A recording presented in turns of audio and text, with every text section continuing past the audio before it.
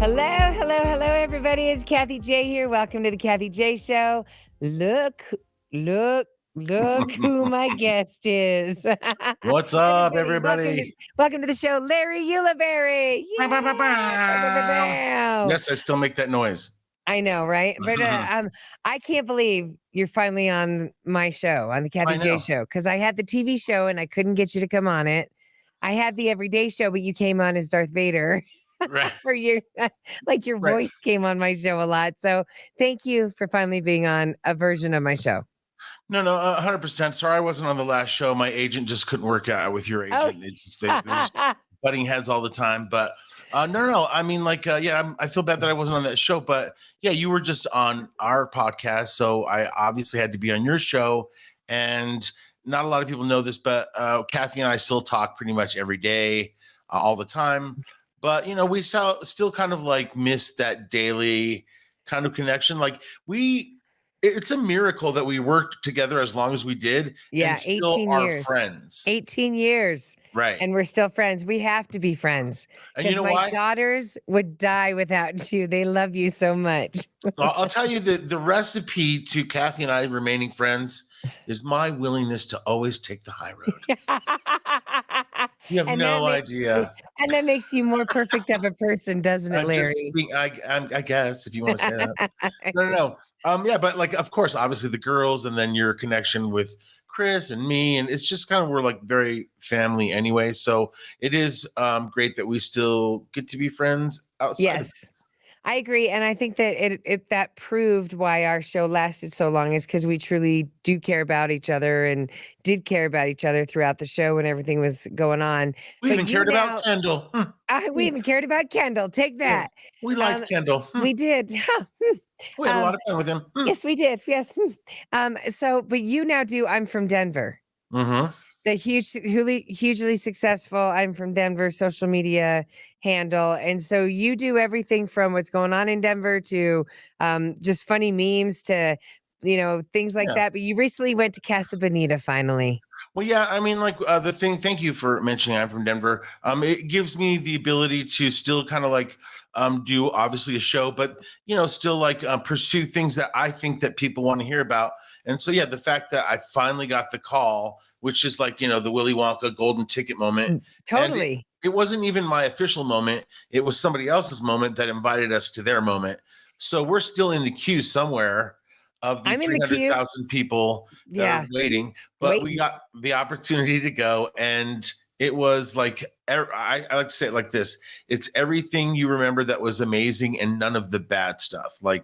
It was when you go into there's a little museum and it shows you the process that they did to redo it. Yeah. And they gutted that whole building. So that when you see the walls and the buildings and the little thing, you're like, oh, I remember that. All that is new. So it's just got this fresh coat of paint and this whole new vibe, and the food's actually good. And it was very exciting. The sopapillas were insane. How many did you get? How many did you have? Well, here's what was funny is the lady at the table was like, how many sopapillas do you want? And Chris and I said, I'll have one. And he goes, I'll have one. And Phil's sister that was with us, she's like, I'll have one. And then Phil said, I'll have two. So then she came back and she brought us each two. She's like, I know you're going to ask for another one. And she was right. Right. Oh, it was so good. So good. So, but it didn't smell like bleach. It didn't. No. The old one, it smelled like rec center. This one has a better filtration system or something. So you don't really get that same feeling. It's more of they put the money in it. Yeah. It's literally like when you go to a Universal Studios or a Disney thing, it's like that level of money they put into it. Well, someplace else that's around here that I don't feel had the money put into it. Buc-ee's, right? Can we promote them? They don't get enough press, right? But I would like to talk about the fact that I'm from Denver. You did a blog on why Buc-ee's doesn't have seats at their place. Right. Because the thing is, they tell you, I didn't know what to expect really, but they tell you they have this amazing food and all these treats, the barbecue sandwiches and the fudge, blah, blah, brisket, blah. The beef jerky wall. And so we went in and, got something to drink and got our food. And then we realized quickly that there's no place to sit inside. So then we're like, well, maybe there's a place to sit outside. And then you go outside and there's no place to sit outside. And so you see people sitting in the back of their trucks eating, and you're like, that's why we should have bought a truck. Right. For the one time we were going to Buc-ee's. Exactly. But no. So yeah, basically the skinny of it is it's not a destination, it's a gas station. Right. So they want you to go there and load up and dip out. And get out. Yeah, there's no like loitering. We let you use our bathroom. You bought a brisket sandwich. Now beat it. Now, speaking of the yumminess and stuff, you are a connoisseur when it comes to ketchup, right? Well, you love your ketchup. Well, you only love one. You only love one. Heinz. Flavor. I'm Heinz loyal. I mean, yes, and I will say that Kroger does a pretty good job. I wouldn't be able to tell the difference between the two. Well, Heinz just came out with a smoky bacon flavor ketchup, and I'm wondering if you're down with that. You know, like I want my bacon flavor to come from the bacon that I'm eating as I dip it in the ketchup. I don't want to be eating a turkey sandwich and then dip it in some bacon flavor and not get any you're not getting the heart problem of the bacon by having the bacon flavored ketchup. There's a win. There you go. Right? I mean, now that we're older. Even though they had to add a whole new chemicals for that flavor, and who knows what that is. Another carcinogen. Right. If you ate bacon flavored ketchup, you have a lawsuit. Several people. Oh yeah. Never mind. Although I do love ketchup. You do. Yeah. Okay. So I also wanted to ask you about this story, and I've been saving this story because it has to do with you and your dog Beatrix. Oh, okay. We love Beatrix. She's like the best. I can't say enough things about her, and she is just like, I think that we've babied her way too much because, like, if anything goes wrong, she's like comes running and. No, definitely. Right. That leads me to this story, Larry. Okay. So apparently 93% of people that were surveyed that asked if their dog sleeping with them in the bed improved their sleep. 93% of people said yes, but in reality, 60% of those people had horrible sleep because of their dog. Because they're worried if their dog is sleeping. They don't want to move their dog. Can you relate to any of this? 100%. We did the thing with our last dog where he could sleep on the bed, and that kind of like Newman. Yeah. Yoshi. Yoshi was our last dog. And Yosh eventually kind of went off the bed. He chose to go sleep elsewhere. But that kind of ruined my sleep. And the fact that we did the same thing with her, I mean, like, how are you going to say no to a puppy that wants to come sleep with you? You're a crazy person if you say no. And this dog is only 25 pounds, so she doesn't really take up that much room. But we've made the mistake of letting her sit up, find a little spot up by our heads. So that does mess up my sleep when I'm trying to shift. And then I'm like, I'm kind of messing her up. So I'm like, I'll go find another spot to sleep or something like that. I don't know. So you still do the same. I just remember when we used to be on the air together, you would come in with your back like in a kink. I was a question mark. And I'd be like, what's wrong? And you're like, well, I didn't want to bother Yoshi while he was sleeping. I'm like, he's the dog. Move him. I know. I'm so not that person. And what's really cute about her is when you try to move her when in the night, yes. She growls. So as you move her, it's all, it's so cute. I'm like, I can't believe you're growling at me. It's so adorable. So Larry, back when we used to do the morning show together, we had, it was 18 years and, we had the best time and there were so many memories, so many people that we met.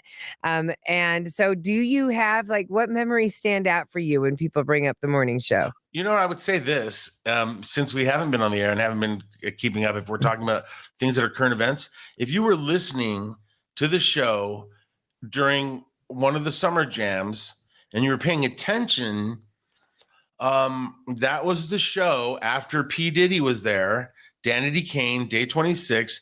That next day I came in still drunk, wearing the wrong pants. Yeah, from the tour bus. Right. And so I have to say I got diddied.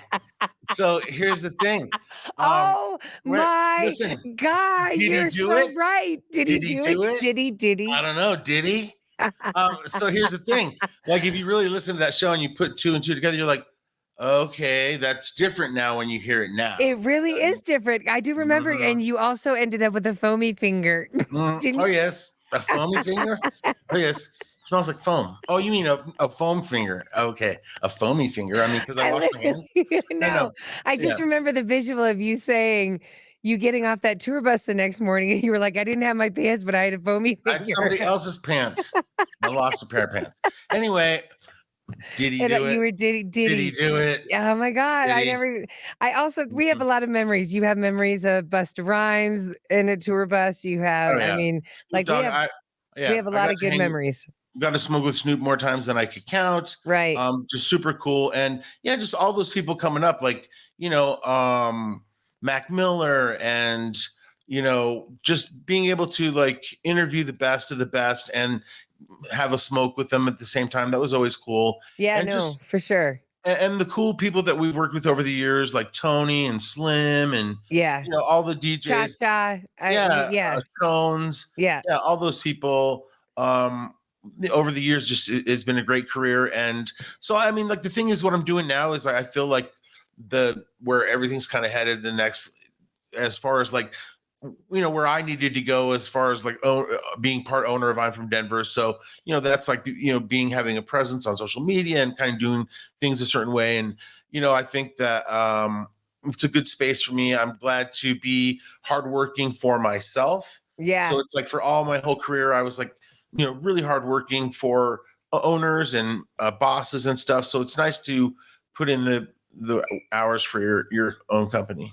Oh no, it's nice. It's nice. But yeah, then you're always like, oh, my own company has to pay the bills this Oh month. yeah, no, 100%. No, it's like that too, for sure. Yeah, right. There's definitely comes to those moments where you're like, but I mean, there's only three of us, and we're it's Wiggins and Jake Salazar. So yeah, it's really fun endeavor. And Jake is just he was a huge fan of ours growing up, and he just loves us. And to be able to work with him is great. And he even said during an interview, they asked him, why did you want to do this podcast? He's like, to get Larry back out there. I know. I heard that. I heard that. And he's absolutely right. You're so funny. You're naturally hilarious. So like, your characters, people have asked me, Eileen Ulick, Grandpa, do they come up, like, are you just alone in your house and all of a sudden you'll like cut your finger and Grandpa comes out? I mean, yeah, it's fun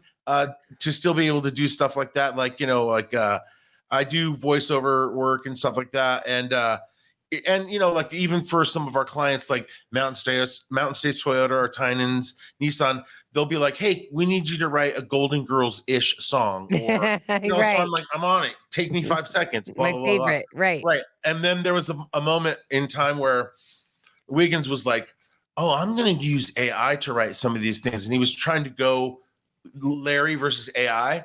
So I was like, that rap doesn't even rhyme. That does not even work. And I was like, that does not seem like a Golden Girls bit. And then so there's still a need for the human touch out there. I mean, we do use AI, and there's AI, there's amazing applications for it. But I still think, for comedy's sake, nothing's going to beat. AI is not going to beat me as far as Ever, because like, even a simple song like your Biscochitos, AI wouldn't understand you as Larry. Like, they call you Hito. They, Right. like, they're dry. Right. Everything that you put in the song, AI wouldn't understand. So I Sure. mean, your talent for recreating songs has always been everybody's favorite. I still, to this day, there are songs I can't hear the real version. I only hear your version, like Biscochito. Despacito, I never hear that word. It's always Biscochito. Right. I've ruined several songs for people over the years, so Absolutely. I apologize for that. But I've improved some.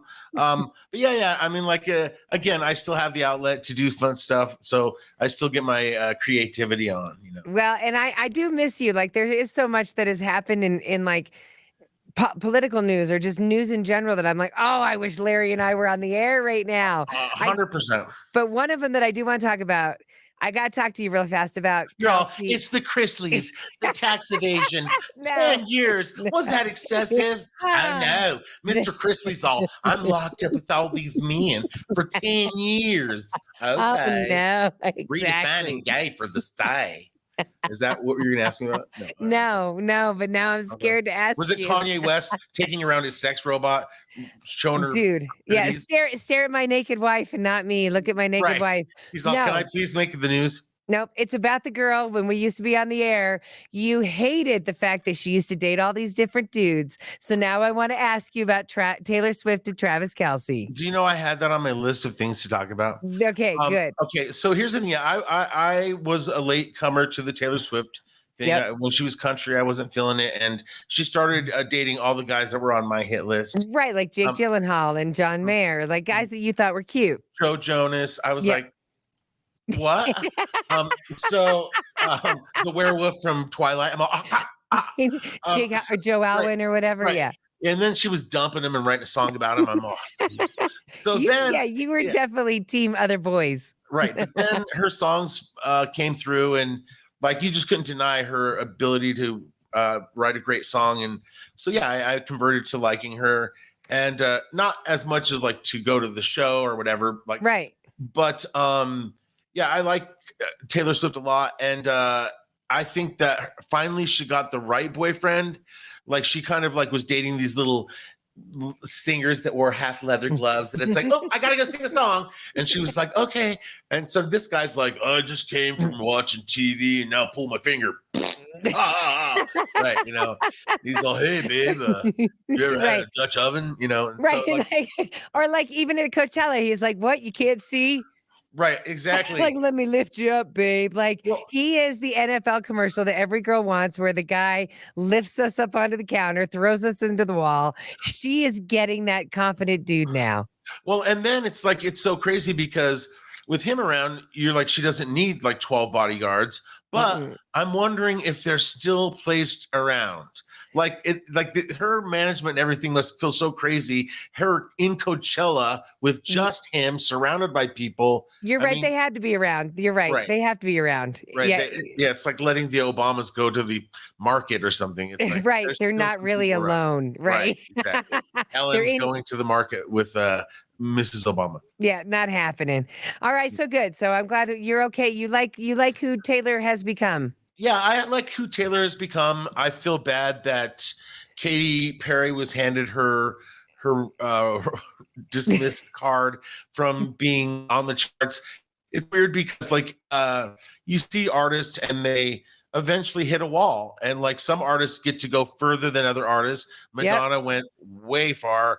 Mariah Carey kept going banger after banger. Yep. Janet Rihanna's hit a got it. wall. Right. And so like all these people hit a wall. And so you see that like Katy Perry hasn't had a top 10 hit since, you know, her last attempt at hits.